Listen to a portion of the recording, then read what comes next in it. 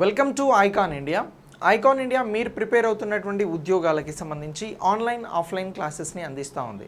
ఇప్పుడు త్వరలో జరగనున్నటువంటి SI constable ఎగ్జామ్స్కి సంబంధించి ఎవరైతే ఎగ్జామ్ రాస్తూ ఉన్నారో ఆ అభ్యర్థుల కోసం ఐకాన్ ఇండియా కేవలం 200 రూపాయలతో ఫుల్ లెంత్ ఎస్ఐ కానిస్టేబుల్ క్లాసెస్ని అందించడం జరుగుతూ ఉంది.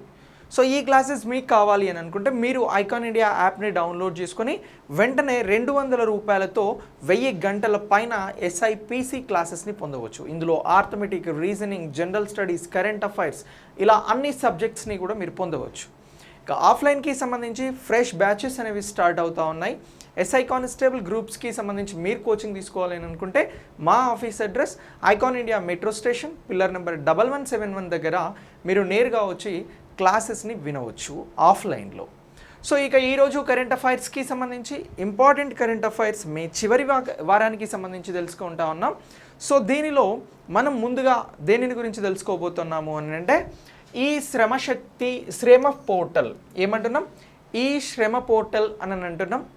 సో ఈ శ్రమ పోర్టల్కి సంబంధించి లేటెస్ట్గా డేటా అంటే ఏదైతే ఈ శ్రమ విభాగంలో ఉన్నటువంటి అసంఘటిత కార్మికులు ఎవరైతే ఉన్నారో వారికి సంబంధించినటువంటి సమగ్ర డేటా సేకరణ కోసం తీసుకొచ్చినదే ఈ శ్రమ పోర్టల్.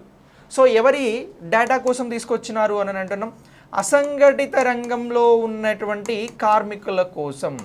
సో అసంఘటిత రంగంలో ఉన్న కార్మికుల సమగ్ర డేటా కోసం, కార్మికుల సమగ్ర సమాచారం కోసం తీసుకొచ్చినటువంటిదే ఏది అని అంటే ఇగో ఈ శ్రమ పోర్టల్ అని అంటున్నాం. సమగ్ర సమాచారం కోసం తీసుకొచ్చినదే ఈ శ్రమ పోర్టల్.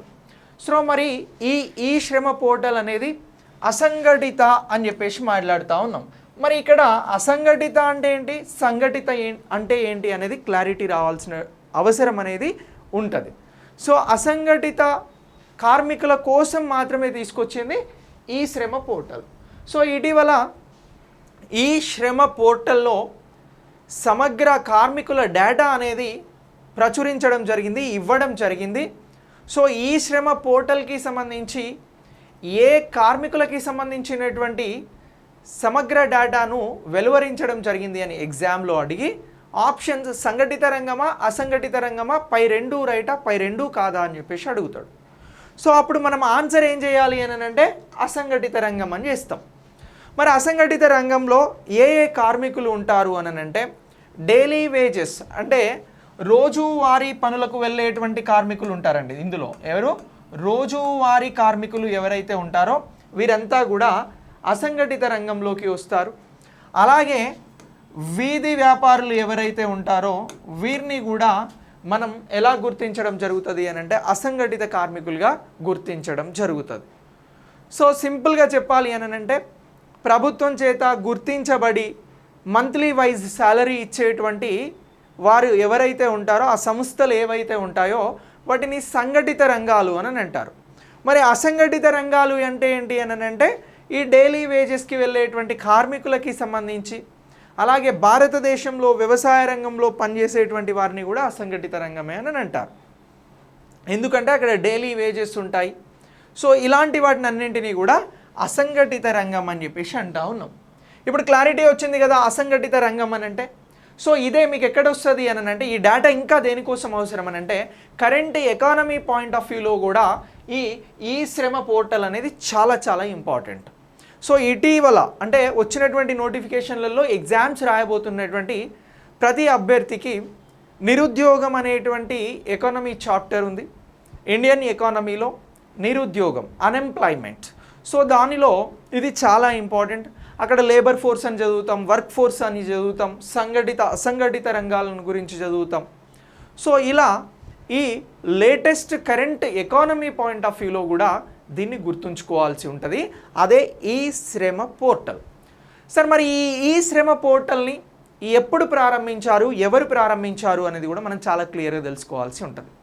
సో ఈ శ్రమ పోర్టల్ని సుప్రీంకోర్టు ఆదేశాల మేరకు, ఎవరి ఆదేశాల మేరకు అని అంటున్నాం, భారత అత్యున్నత న్యాయస్థానమైనటువంటి సుప్రీంకోర్టు ఆదేశాల మేరకు ఎవరు ప్రారంభించారు ఈ సుప్రీంకోర్టు ఆదేశాల మేరకు అని అంటే దీనిని ఎవరు ప్రారంభించడం జరిగింది అని అంటున్నాము అని అంటే భారత ప్రభుత్వం అనేది ప్రారంభించడం జరిగింది. ఎవరు ప్రారంభించారు అని అంటున్నాం? భారత ప్రభుత్వం ప్రారంభించడం జరిగింది. ఎప్పుడు ప్రారంభించింది ఈ శ్రమ పోర్టల్ను అని అంటే 2021లో సుప్రీంకోర్టు ఆదేశాల మేరకు భారత ప్రభుత్వం ఈ శ్రమ పోర్టల్ని తీసుకురావడం జరిగింది. సో మరి సుప్రీంకోర్టు ఏమని ఆదేశించింది? సుప్రీంకోర్టు ఏమని ఆదేశించింది అని అంటే భారతదేశంలో ఉన్నటువంటి అసంఘటిత కార్మికులకి సంబంధించినటువంటి సంక్షేమ అభివృద్ధి ఫలాలకి సంబంధించి వారికి అందించేందుకోసం సమగ్రమైన డేటా అవసరం అని చెప్పేసి సుప్రీంకోర్టు భారత ప్రభుత్వాన్ని ఆదేశిస్తే ప్రభుత్వం అనేది 2021లో ఈ శ్రమ పోర్టల్ని తీసుకొచ్చింది. ఇప్పుడు కరెంట్ అఫైర్స్లో ఎందుకు చెప్తా ఉన్నాం, కరెంట్ ఎకానమీ అని ఎందుకు అంటున్నాము అని అంటే ఈ శ్రమ పోర్టల్ ద్వారా ఇప్పుడు ఏంటి అని అంటే ఎవరైతే అసంఘటిత రంగంలో ఉన్నటువంటి కార్మికులు ఉన్నారో వారు రిజిస్టర్ చేసుకున్నటువంటి సంఖ్య అనేది కొన్ని కోట్లకు చేరినందుకు గాను దీన్ని డిస్కస్ చేస్తూ ఉన్నాం. అసంఘటిత రంగంలో గృహ నిర్మాణ వీధి వ్యాపారాలకి సంబంధించిన వారు ఉంటారు, అందుకే దీన్ని అసంఘటిత రంగం అని అంటున్నాము అని అంటున్నాం. మరి ఈ శక్తి పోర్టల్ సుప్రీంకోర్టు ఆదేశాల మేరకు వచ్చింది అని అన్నాం కదా. సో దీనికి సంబంధించి ఎవరైతే ఈ శ్రమ పోర్టల్కి సంబంధించి నాట్ శక్తి ఈ శ్రమ పోర్టల్లో రిజిస్టర్ అయి ఉంటారో అసంఘటిత కార్మికులకి సంబంధించి గృహ నిర్మాణ అలాగే వీధి వ్యవసాయ ఇలా ఈ రంగాలకి సంబంధించినటువంటి కార్మికులకి సంబంధించి ఈ పోర్టల్లో వారి డేటాని రిజిస్టర్ చేసుకుంటే వారికి సంబంధించి ఏదైనా ప్రమాదం జరిగి వారు చనిపోయినా శాశ్వత వైకల్యం వాళ్ళకి పని చోట జరిగినా ఒక 2 లక్షల రూపాయలని ప్రభుత్వం అందించడం జరుగుతూ ఉంది. ఎంత అందిస్తూ ఉంది ప్రభుత్వం? 2 లక్షలు ఈ శ్రమ పోర్టల్ ద్వారా రిజిస్టర్ చేసుకున్నటువంటి అసంఘటిత రంగానికి సంబంధించినటువంటి కార్మికులకు ప్రమాదం జరిగినా ఆ ప్రమాదం పెద్ద ఎత్తున ఉన్నా అలాగే చనిపోయిన ఆ వ్యక్తులకి సంబంధించినటువంటి కుటుంబాలకి 2 లక్షల రూపాయలను అందించడం జరుగుతూ ఉంది ప్రభుత్వం. అలాగే ఎవరైనా పని చోట తాత్కాలికంగా గాయపడిన వారికి ఏదైనా తాత్కాలికంగా గాయపడిన అలాగే అంటే పర్మనెంట్గా పెద్ద ప్రమాదాలు కాకుండా చిన్న ప్రమాదాలు జరిగిన వారికి 1 లక్ష రూపాయలను కూడా ప్రభుత్వం రిజిస్టర్ చేసుకున్నటువంటి వారికి అందించడం జరుగుతూ ఉంది. 1 లక్ష చిన్న ప్రమాదం జరిగి వారికి ఏమన్నా తాత్కాలిక వైకల్యం ఏర్పడితే, అదే శాశ్వత వైకల్యం ఏర్పడినా అలాగే వారు చనిపోయినా 2 లక్షల రూపాయలను అందజేస్తూ ఉన్నారు. ఇక ఈ శ్రమ పోర్టల్లో రిజిస్టర్ చేసుకునేటువంటి ప్రతి కార్మికునికి ఆధార్ కార్డ్కి ఎలాగైతే 12 అంకెలు ఉంటాయో అలా ఒక 12 అంకెల నెంబర్ని కూడా ఇవ్వడం జరుగుతూ ఉంది. సో ఈ నెంబర్ ఆధారంగా వారి రిజిస్ట్రేషన్ అనేది కన్ఫర్మ్ అవుతూ ఉంది కాబట్టి సో ఇక దీనికి సంబంధించి ఇలా బెనిఫిట్స్ అనేవి ఉన్నాయి అని అంటున్నాం. మరి ఈ శ్రమ పోర్టల్లో ఇటీవల ఎంతమంది రిజిస్టర్ చేసుకున్నారు అని చెప్పేసి రేపు ఎగ్జామ్లో అడిగే అవకాశం ఉంటుంది ఇప్పుడున్నటువంటి డేటాకు అనుగుణంగా. ఇఫ్ అడిగితే అలాగే ఇది ఏ రంగ కార్మికులకి సంబంధించింది అని కూడా అడుగుతాడు, అసంఘటిత అని చెప్పేస్తాం, అది ముందే మనం క్వశ్చన్ డిస్కస్ చేస్తున్నాం. మరి ఇటీవల రిజిస్టర్ చేసుకున్నది ఎంత అని అంటే 27.69 కోట్ల మంది. ఎంతమంది? భారతదేశ వ్యాప్తంగా ఉన్నటువంటి సుమారు 130 కోట్ల మందిలో వివిధ రాష్ట్రాలు వివిధ కేంద్రపాలిత ప్రాంతాల నుంచి స్త్రీ పురుషులు అంతా కలిపి 27.69 కోట్ల మంది అని అంటున్నాం. దీన్నే ఇంకా ఎలా చెప్పొచ్చు అని అంటే 27,69,00,000 మంది రిజిస్టర్ చేసుకోవడం జరిగింది అని చెప్పేసి కూడా మనం చెప్పాల్సి ఉంటుంది. సో మరి ఈ రిజిస్టర్ చేసుకున్నటువంటి 27.69 కోట్ల మందిలో 18 నుంచి 40 సంవత్సరాల వయసు కలిగిన వారు ఎంత ఉన్నారు అని అంటే 61.72% మంది ఉన్నారు. ఎంత అంటున్నాం? 61.72% మంది ఉన్నారు అని అంటున్నాం. వీరందరూ కూడా ఎంత అని అంటే 18 నుంచి 40 సంవత్సరాల వయసు కలిగినటువంటి వారు. ఇక అలాగే 40 నుంచి 50 సంవత్సరాల వయసు కలిగిన వారు 22.12% ఉన్నారు. ఎంత అని అంటున్నాం? 22.12% అని అంటున్నాం. వీరంతా కూడా 40 ఇయర్స్ నుంచి 50 ఇయర్స్ ఏజ్ గ్రూప్ మధ్యలో ఉన్నటువంటి వారు. ఇక అలాగే 16 నుంచి 18 సంవత్సరాల వయసు కలిగినటువంటి వారు 2.9% ఉన్నారండి. ఎంత అని అంటున్నాం? 2.9%. 16 నుంచి 18% ఉన్నటువంటి వారు. వీరంతా కూడా అసంఘటిత రంగానికి సంబంధించి ఇగో 27.69 లక్షల మందిగా మనకు కనబడుతున్నటువంటి వారుగా గుర్తించాల్సి ఉంటుంది. ఇక అలాగే ఇప్పుడు రిజిస్టర్ అయినటువంటి 27,69,00,000కి సంబంధించి స్త్రీల శాతం ఎంత అని అంటే ఇగో స్త్రీల శాతం ఎక్కువ ఉంది. 52.81% స్త్రీలు ఉన్నారు. పురుషులేమో 41.19% పురుషులు మనకు రిజిస్టర్ అయినటువంటి 27,69,00,000లలో కనబడుతున్నటువంటి స్త్రీ పురుషుల శాతం ఇది. మరి ఈ శ్రమ పోర్టల్కి సంబంధించి అసంఘటిత రంగంలో ఉన్నటువంటి కార్మికులలో టాప్ స్టేట్స్ ఏంటి గుర్తించండి అని అడుగుతాడు ఎగ్జామ్లో. ఎగ్జామ్లో దీని నుంచి క్వశ్చన్ వస్తే ఇటీవల ఈ శ్రమ పోర్టల్ డేటా గణాంకాలను వెలువరించడం జరిగింది. ఇందులో టాప్ 5 స్టేట్స్ ఏవి భారతదేశంలో అని అడుగుతాడు. ఈ శ్రమ పోర్టల్లో రిజిస్టర్ చేసుకున్న అసంఘటిత రంగానికి సంబంధించినటువంటి టాప్ 5 స్టేట్స్ ఏవి అని అంటే ఫస్ట్ ఏమో మనకి ఉత్తరప్రదేశ్ కనబడుతూ ఉంది, సెకండ్ ఏమో బీహార్ కనబడుతూ ఉంది, థర్డ్ వచ్చి పశ్చిమ బెంగాల్ కనబడుతూ ఉంది, ఫోర్త్ వచ్చి మధ్యప్రదేశ్ కనబడుతూ ఉంది, ఫిఫ్త్ వచ్చి ఒడిషా కనబడుతూ ఉంది. సో ఎగ్జామ్లో ఇవి నెంబర్స్ ఇచ్చి రాష్ట్రాలు ఇచ్చి జతపరచమని కూడా అడగవచ్చు. బట్ ఎలా అడిగినా కూడా ఉత్తరప్రదేశ్, బీహార్, పశ్చిమ బెంగాల్, మధ్యప్రదేశ్, ఒడిశా అని అంటున్నాం. సో UBPMO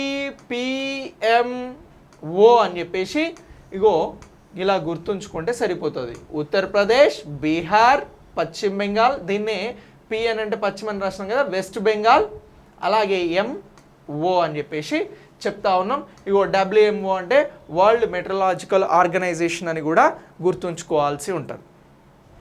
ఓకే, సో ఇలా ఇది వెరీ వెరీ ఇంపార్టెంట్. ఇదే ఈ శ్రమ పోర్టల్కి సంబంధించినటువంటి అంశం. సో ఈ శ్రమ పోర్టల్ సుప్రీంకోర్టు ఆదేశాల మేరకు భారత ప్రభుత్వం స్టార్ట్ చేయడం జరిగింది 2021లో.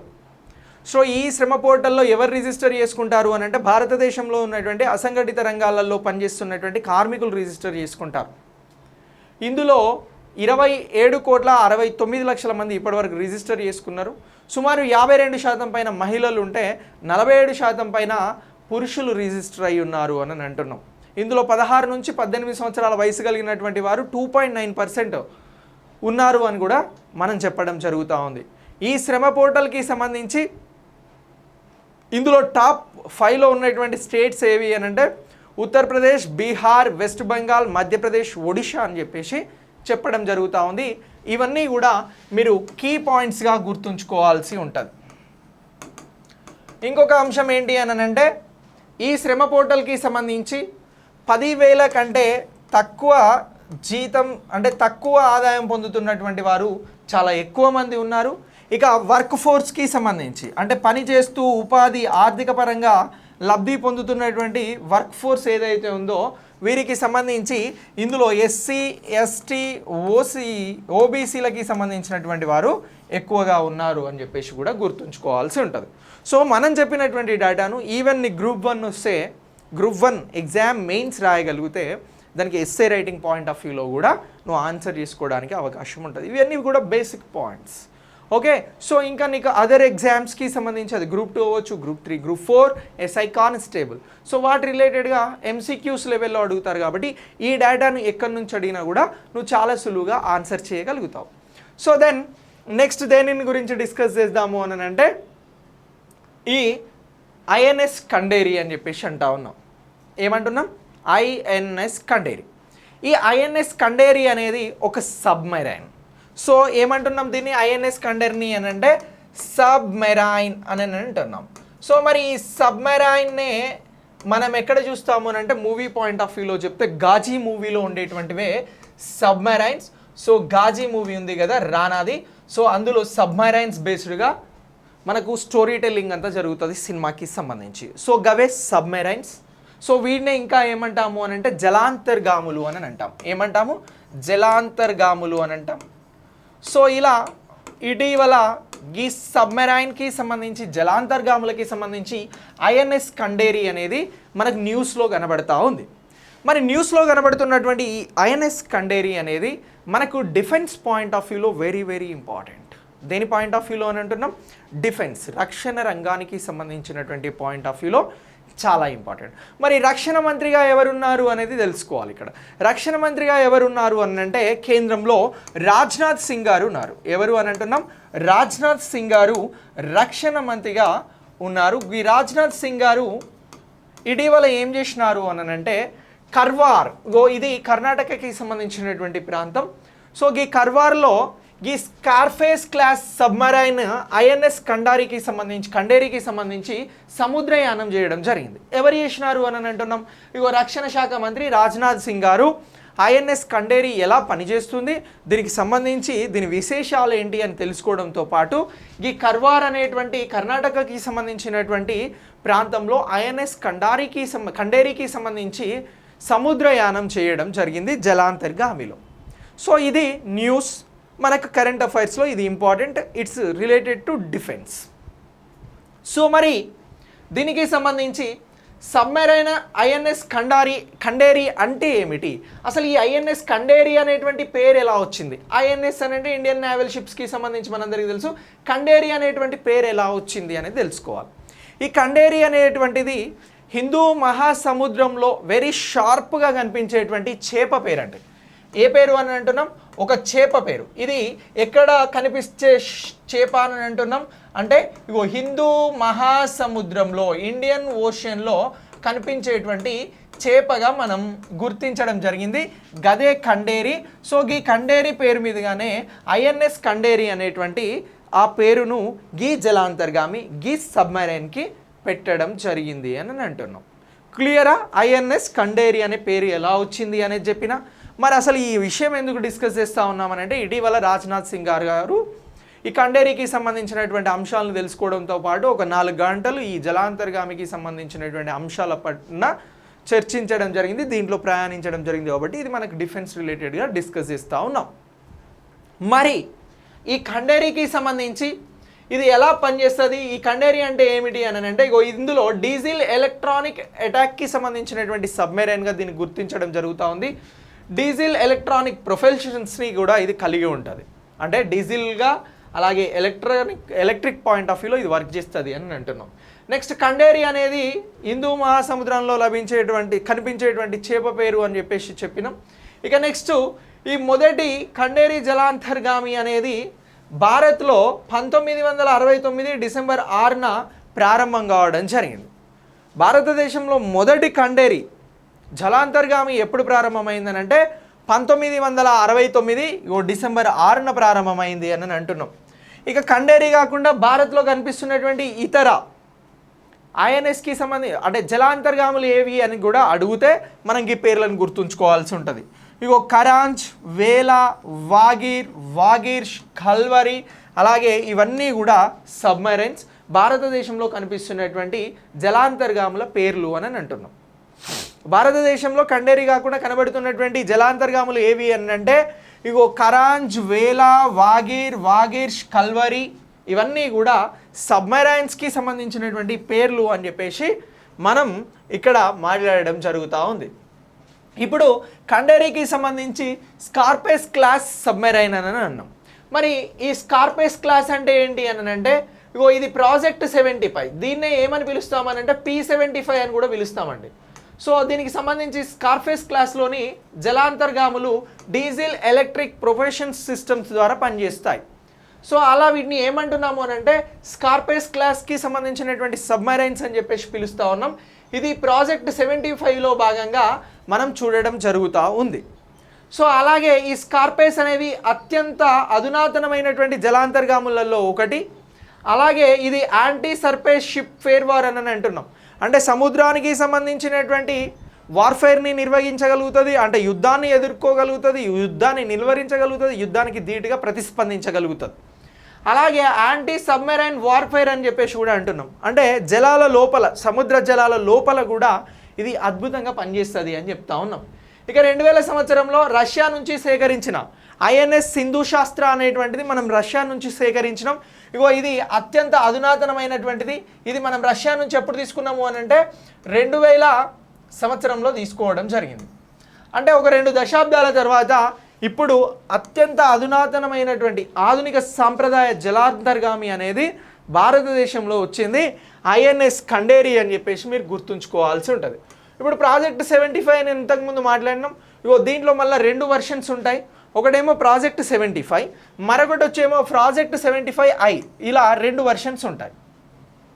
ప్రాజెక్ట్ 75కి సంబంధించి P75కి సంబంధించి ఏంటి అని అంటే 2 వెర్షన్స్ ఉంటాయి జలాంతర్గాములకి సంబంధించి అని అంటున్నాం. ఇగో ఇందులో ఈ P75I ద్వారా ఏంటి అని అంటే విదేశీ సంస్థల నుంచి సాంకేతిక పరిజ్ఞానాన్ని తీసుకొని జలాంతర్గాముల్ని రూపొందించుకోవడం జరుగుతూ ఉంది. ఇక దీనికి సంబంధించి 1999లో ఆమోదించబడినటువంటి స్వదేశీ జలాంతర్గాముల ప్రాజెక్టులో భాగంగా చూడడం జరుగుతూ ఉంది. ఇప్పుడు స్వదేశీ జలాంతర్గాముల ప్రాజెక్టుల కోసం ఎప్పుడు ఆమోదం లభించింది అని అంటే 1999 అని కూడా మనం చెప్పాల్సి ఉంటుంది. ఇక నెక్స్ట్ P75 కింద 6 జలాంతర్గాముల కాంట్రాక్ట్ అనేది ఎక్కడ జరుగుతూ ఉంది అని అంటే మజ్గావ్ డాక్కి సంబంధించి 2005లో ఇవ్వడం జరిగింది. P75 కింద 6 జలాంతర్గాముల రూపకల్పన అనేది జరుగుతూ ఉంది.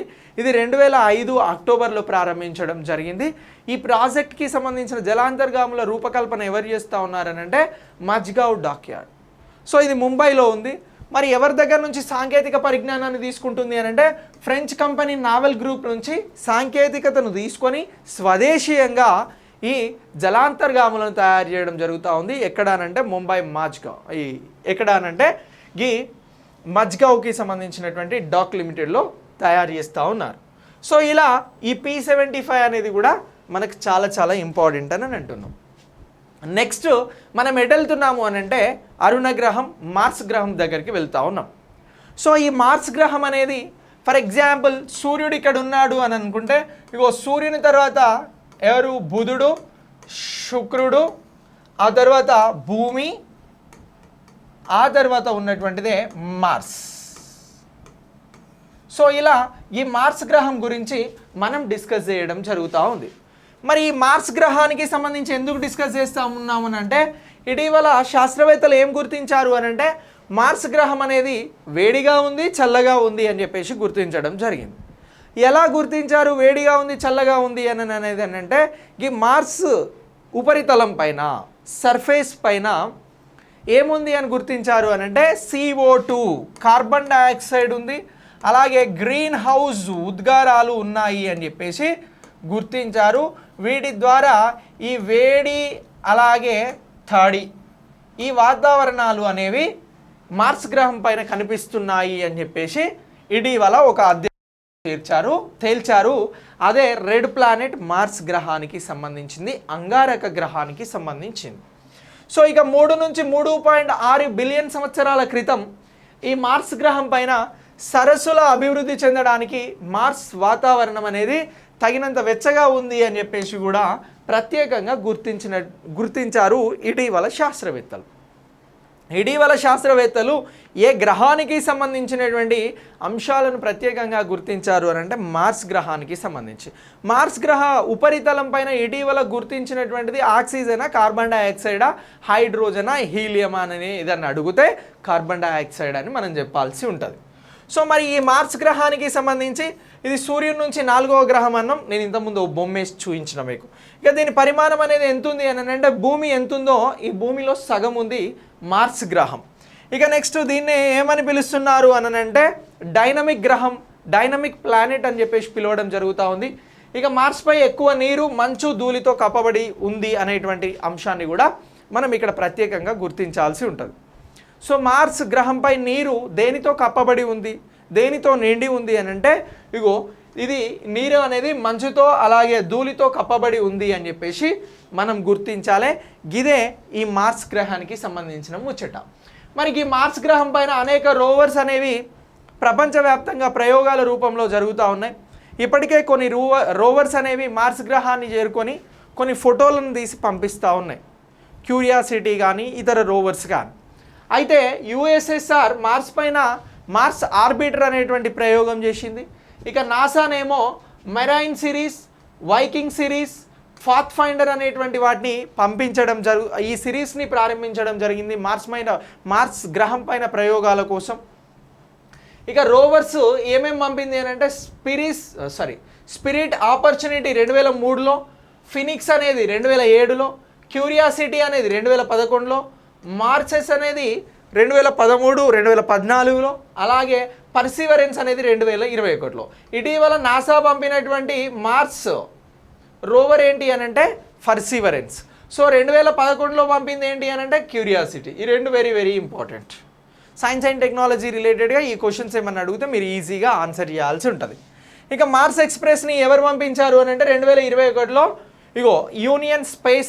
యూరోపియన్ యూనియన్ స్పేస్ అనేది పంపించడం జరిగింది. ఈయూకి సంబంధించినటువంటి స్పేస్ సెంటర్ అనేది ఏది పంపించింది అని అంటే మార్స్ ఎక్స్ప్రెస్ని పంపించింది. ఇక నెక్స్ట్ దీని తర్వాత భారత్ నుంచి మార్స్ మీద ప్రయోగం చేస్తున్నటువంటి ఉపగ్రహం రోవర్ ఏంది అని అడుగుతాడు. రేపు అడిగితే మాంగళ్యాన్ మామ్ అని చెప్పాలి.